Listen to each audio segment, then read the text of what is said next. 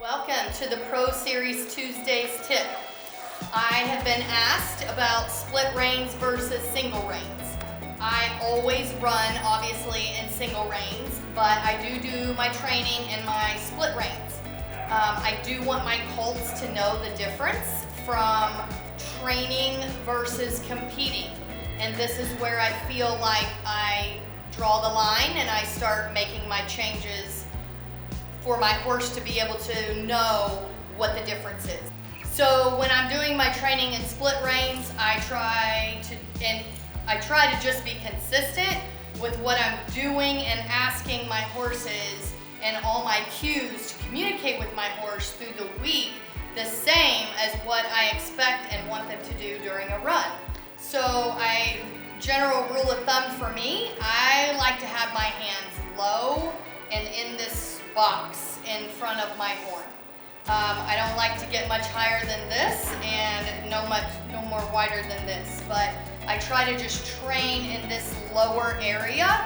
So when I'm asking my horses to either pick a shoulder up, keep going forward, I use my legs to reiterate forward motion, but my hands are guiding or are telling the horse where to put their body position.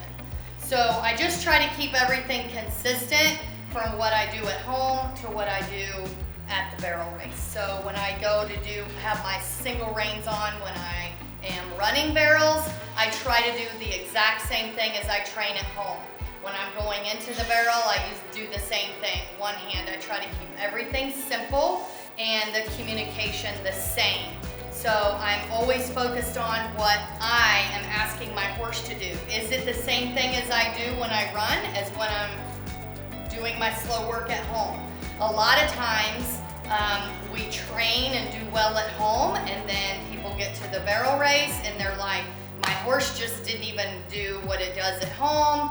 And then if you review your videos, well, your hands didn't tell it to do what you've been doing at home, which is what the horse has repetitiously been told to do. So I think if people were more aware of what they're doing with their hands and their cues to communicate, then I think at the run with the speed, it would be more fluid and smooth.